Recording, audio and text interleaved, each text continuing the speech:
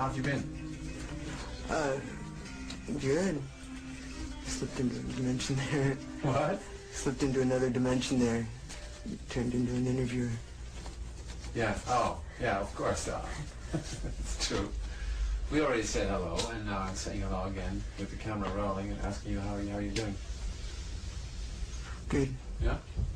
You've been writing some songs? Ever since I was 9, when I first started, I was really mad at this guy who was...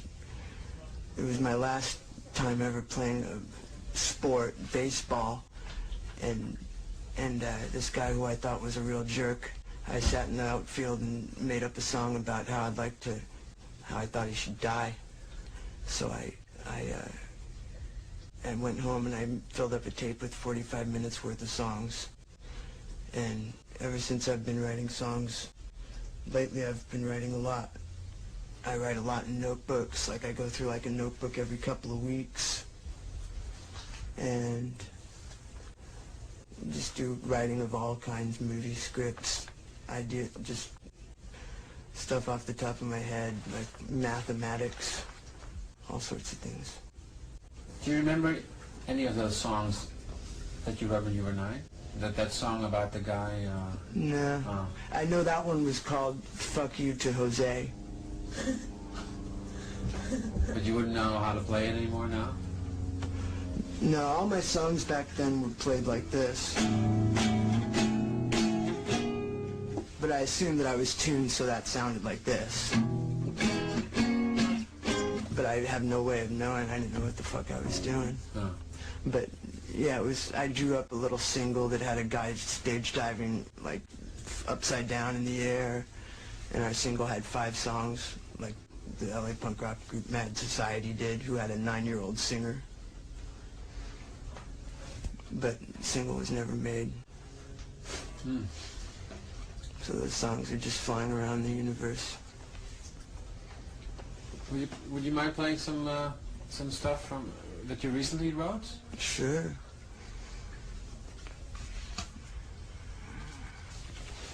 But like, when I do shows for this album, I'm gonna do stuff mostly from the age 14 and now. Mm-hmm. So do you mind if I play one from then? All right.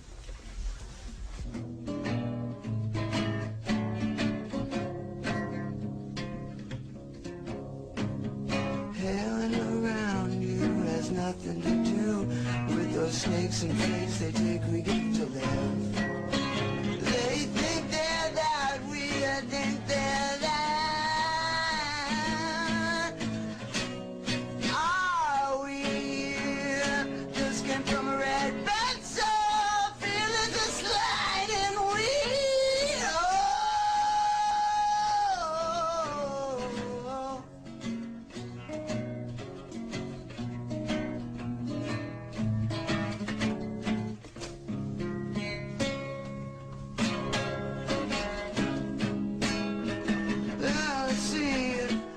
Look at me, we're like pieces of water, we float both seen and unseen.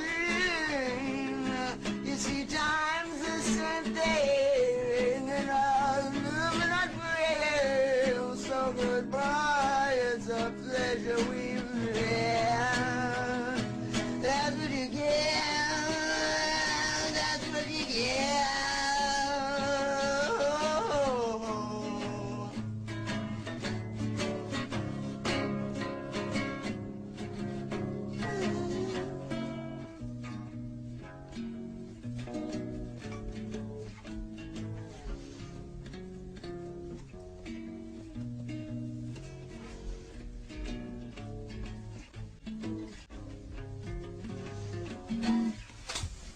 Yeah, it was nice. Thank you.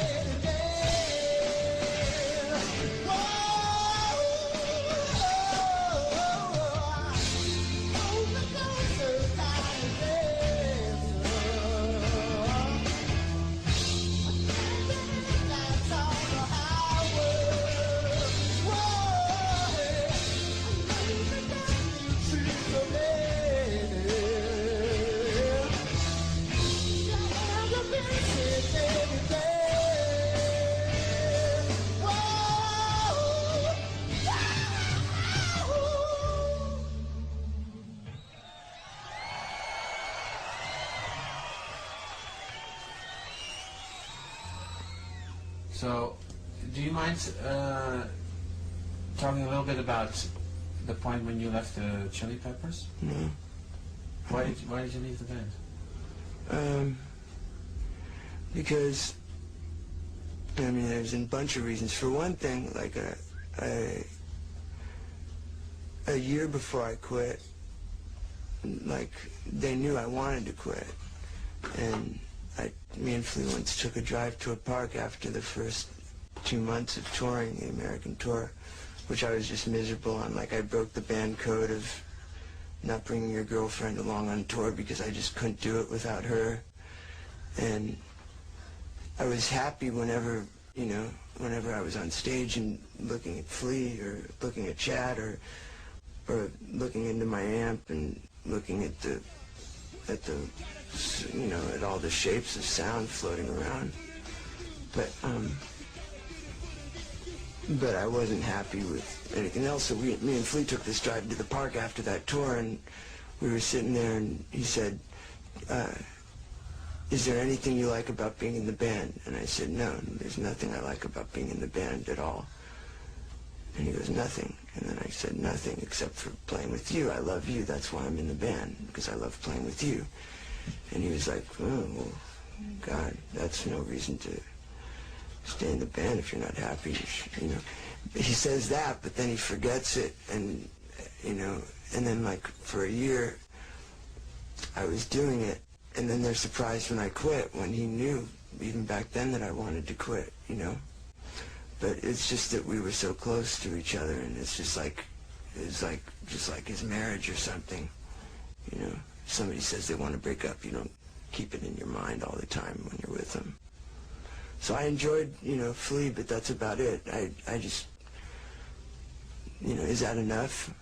Do you need me to say more? I don't know, you think that's enough? You have any questions to ask me about it? I mean, I could go into specific things and I could insult people, but... No, we don't, I don't know, unless you feel like doing that. No, I've done it enough. Oh. You are not in public, though, have you? No. This is the first bit of press I've done since I quit the band. Turn around in a circle, slam into my arms.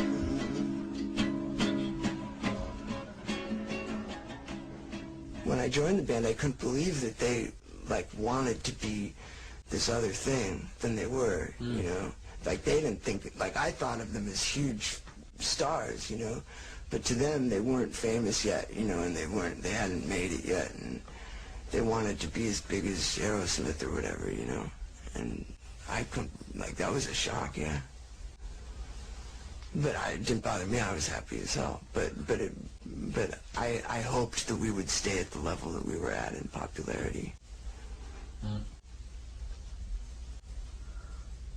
So the real shock came when I found out that this record that we had been recording, this music that me and Flea had just gone nuts over for, you know, a few months, was actually going to be in record stores, and there would be a bunch of people going and buying it and then putting it on and listening to that music that we made.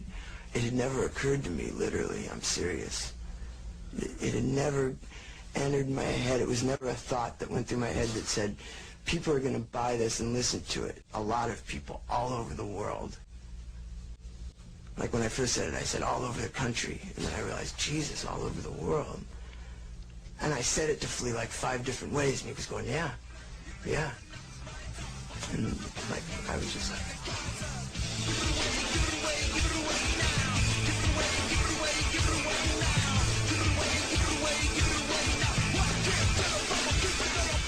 It helped that I was totally located in the dimension that the music existed as energy, and not the place that the music existed as words or as a you know, or as a thing to entertain people.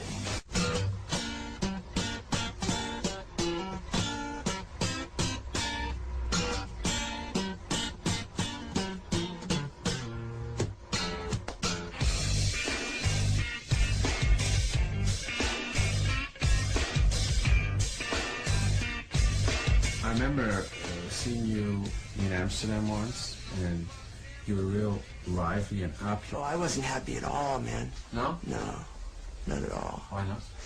Because I didn't want to be there doing press at all. I had to leave like three-quarters of the way into it.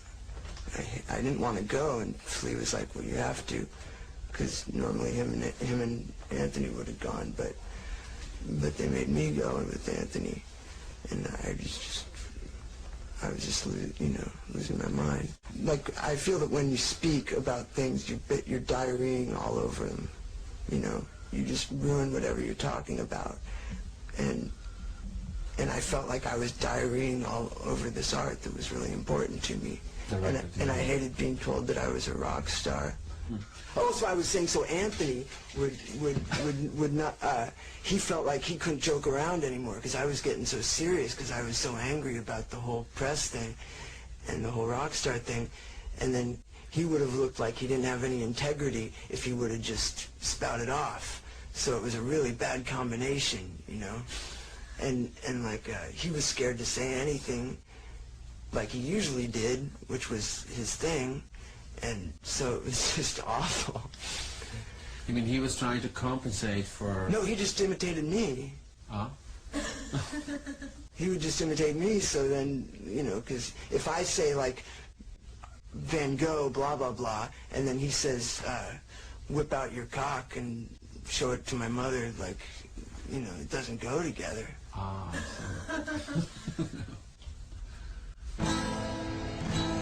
Anthony!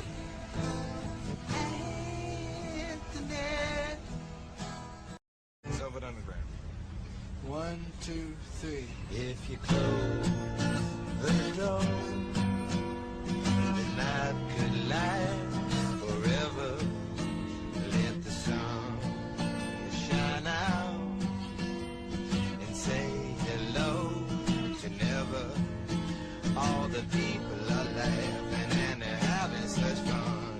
I wish it could happen to me.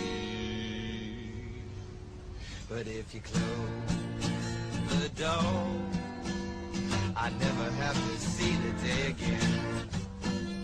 I never have to see the day again. Once more, I never have to see the day again. If you're a musician, you're either going to become a cool person or you're going to become, like, you're going to become a good nothing.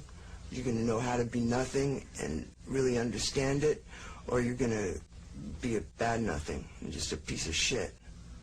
And there's not really any in between if you're a rock star, you know, one or the other. so what did you think when you heard the news of Kurt Cobain's death? Dad? Oh, his death? Death, sorry. I cried. I don't know why. I don't like his music or anything. It was awful, you know. But about his baby, I don't want to talk about that. No. I shouldn't. I just don't think he has very many guts.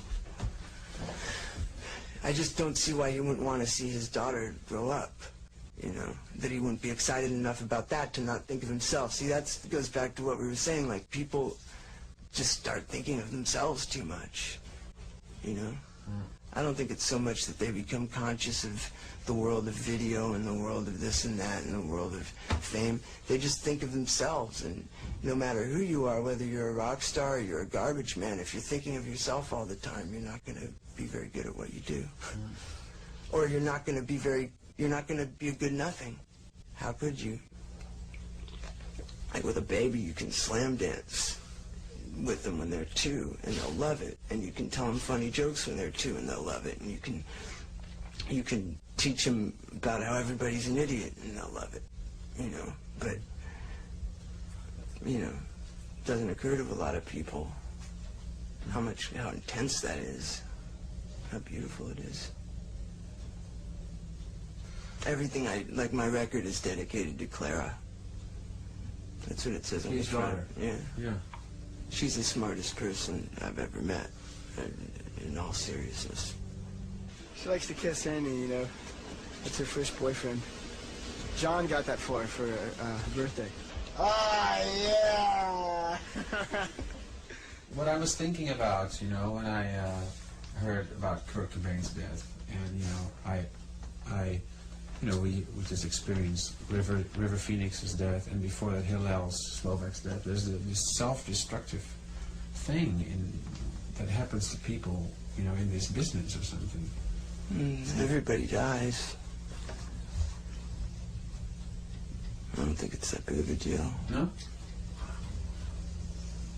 For instance, in River's case, I think it's more of a shame that that he was doing something he didn't like. I think it's more of a shame that he was born than he died, because he didn't like this life, he didn't like this place, and he's at a better place now. And that's the way. I don't think that death is a big deal. I don't care if I die right now. It doesn't mean I'm self-destructive. I really love life, and I think that's the only way to love life. It starts to separate the boys from the men when you see who's got that inside of them and who doesn't. That's when somebody becomes a good musician and the other person doesn't, is because one is all concerned with the future and the past, and one is just right here, right now, excited, and calm. And sad and doesn't give a fuck. Some people are sad and they're like, oh no, this leads to death. Acteur River Phoenix, bekend van films als Stand By Me, Running on Empty en My Own Private Idaho, was tot aan zijn dood goed bevriend met de Chili Peppers en John Frusciante.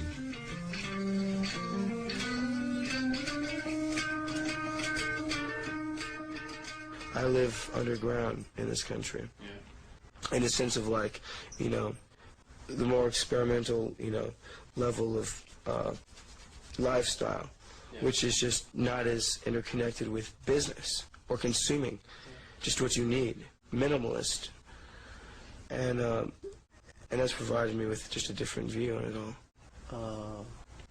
That was short. Well, I mean, the problem is that I believe very much in the Native American Indians who really owned this land beforehand, and their idea was that a photo can take your soul. And it scares the shit out of me, too, to be frank. To be in front of a camera? Oh, it's so frightening. Oh. That's why when I'm on set, I never look at the camera. You don't look at the camera. That's funny. I'm very frightened right now. I'm dealing with it somehow. Yeah, you're dealing with it quite well. But I really am frightened. Oh. This is very... yes, a tributary to the Holland imported brewski. Hops. Brewski hops yeast. The business always goes for what you do best. And I've just made myself do best in the way I've wanted to. So if they get recognition, like at the Venice Film Festival, the Toronto Film Festival, wherever it is, in France and in Holland, when critics start speaking up and they believe in something, then you have the power to get blowjobs, basically, from the corporate leaders. I mean, I found myself being blown by America's film corporations. It's nice. Yeah? Yeah. I come in their fucking lens. I still want to ask you something about that, what I just said, that self-destructiveness. Because I once talked to Bob Forrest right after he did a big show in Holland, and he climbed up some, I don't know, very high thing, almost fell, and he survived, and he was very crazy. He was wearing my clothes. He was wearing your clothes? That whole tour. I want to kill myself. I've always been too scared. My life is like sideways rain, just swells around in the air. Been searching most of my life for anything to believe in. Like a lot of everything. Anyone to believe in. Take my body and soul, can't take it anymore. Please, somebody help me. I never want to live anymore. Setting my body and soul. I'll die soon anyways, no one won't have to explain myself. You serious about that? Yeah. Because you mentioned that too during the show. You said, who's afraid of dying? You're not? No. Not really. So at some point you expressed, you said, during the show, you said you want to give people their money's worth. Yeah. That's your idea. I don't know. You pay a lot of money, you come see bands, and you can listen to their records. Let's take, for instance, the real rock and rollers. Would you like to end up like Paul McCartney? I'd rather be dead than be Paul McCartney, I'll tell you that. Or Phil Collins, or any of that. And so, you know, just try to... I know it sounds like some melodramatic, ridiculous thing, like trying to be Jim Morrison or whatever, but... Okay, here's the thing. Ja. When I was a kid, I read the book, Ladies and Gentlemen, Lenny Bruce, right? When I was 13 years old, all I wanted to do was shoot heroin. Like, that's what I wanted, because that was my idol. And then I found Keith Richards, and I found all these other people, Graham Parsons, all the melodrama that went on through pop culture in America for 20 years. I ate it up, because I didn't have parents, and I didn't have anybody to depend on or to ask questions to. So Lenny Bruce and Graham Parsons and Keith Richards became my role models, right? So And then you thus, if I live like that, it's not me like consciously getting up in the morning, well, I'm gonna drink and I'm gonna take some drugs. It's just me just because it's the way that I grew up, you know? It's the way that I formed my ideas. Boy, where is this going? Confession, right? Okay, you want me to say something soulful? Drugs. I'm a junkie and I love shooting up, and that means I'm self-destructive, and you know, is that good enough? I don't know. Did you feel that was a true statement? Or? Yeah. Oh. Well, I just look at the pictures. I don't read it. I've just always loved looking at the pictures of David Bowie. The only stuff I would read is when I was 17 and I would buy coke on the streets every day. I would, whatever days I was starving, so I didn't have money, but I would manage. And days that I couldn't manage, I would since I really wanted to do coke, I would just look up all the sections in the Bowie biography that I had in the index where it says cocaine, and then just look up all the parts about cocaine and read them, so I would feel like I would coke, you know. But yeah, I just ended up looking at the pictures. Why did you... That's him and Iggy Pop. All right. Uh-huh. It's a nice one. They think something's funny. Why did you want to be on coke so badly then? Because it's great. Because it made me feel great. And plus, I just thought it was cool. I just thought David Bowie did his coolest stuff when he was on a lot of coke. And that stuff, and that feeling and that image is just the whole reason I got into rock and roll in the first place. Like, bisexuality and drugs were the two things in life that I related to rock and roll in my overall image of it when I was 9 or 10 years old, when I got into punk rock. You know, that was my whole, that was the whole world that I felt within me that wasn't going on around me at school, that made me feel like I had no reason to exist. That in rock and roll, that was part of everyday living, and that gave me a reason to live, to feel like I actually did have a place where other people felt the same feelings for life that I did. And so when I was 17, I had never really done any drugs in my whole life, and moved to Hollywood and decided that instead of practicing guitar 10 to 15 hours a day, which is what I had been doing for 5 years, I was just going to live life and do cocaine and wear makeup every day. I wore makeup every day then. And just, you know, I would go buy it from Mexican guys and be wearing, like, full makeup, you know, and pink pants. And my Mexican guy thought I was cool all the time. Like, I would argue with guys I didn't even know, just like that. But have you never wondered about this drugs thing, what it is in people, or in somebody like you or others, there's many others, that they have to add this something to their body that changes them and alters them? Well, every second alters you. Every single thing you've ever seen alters you. Yeah. Everything you eat alters you. Okay, but that's an extreme way of altering yourself. I don't think so. I think a parent yelling at you is an extreme way of altering yourself. I think somebody kicking you in the thighs is who's your one you look up to as being the role model of masculinity, I think that alters you. Mm-hmm. Well, you're referring to your own parents or what? No, not necessarily. Oh. I'm referring to everybody's parents, you know, make some sort of mistakes and have some sort of sense of carelessness when it comes to developing their child's sexuality. And their brain, like, what's considered smart to the world and parents is like memorizing things and doing good in school. And what I've come to find is what smart is being able to trip out, you know? That's using more parts of your brain. That's your subconscious at work. That's lining up thoughts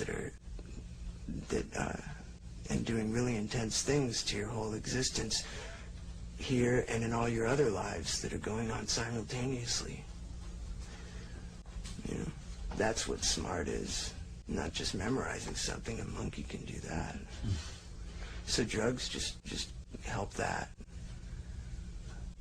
I did it my whole life.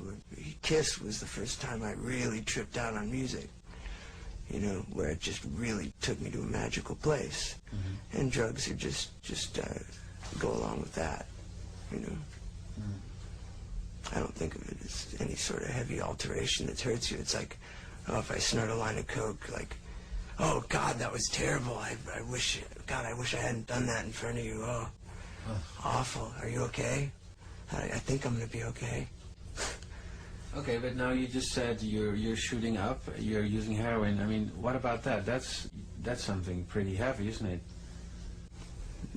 People say so. I don't know what that means, really.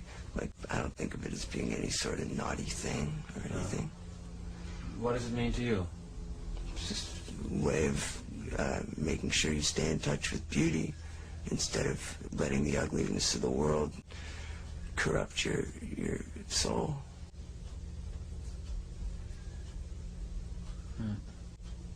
And you don't care if that destroys your body or doesn't it? It doesn't destroy my body. I feel great. If I didn't feel great, I'd change the way I live. I'd start running or something. I feel great. Have lots of energy. I'm writing all the time, writing music all the time, developing my brain,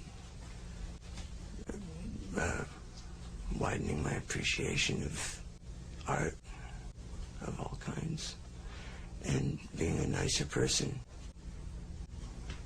Always working on being a nicer person.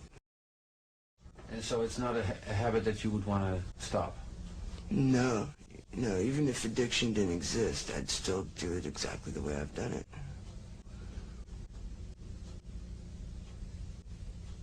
Eind van het gesprek laat John een nummer horen van zijn nog te verschijnen soloalbum.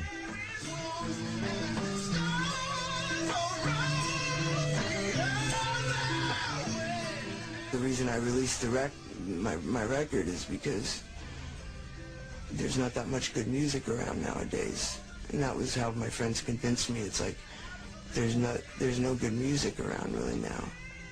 So, like, the kids are, even though they're excited about the music that's out, I just think they're settling for something that doesn't have the same vibe as, like, Da Vinci. Like, to me, the really good music, like Jane's Addiction and Jimi Hendrix and you know, just things of that caliber, has the same vibe as Da Vinci in my head. Like, there's something in it that ties together all artists from all times. And no bands around now really have it, you know.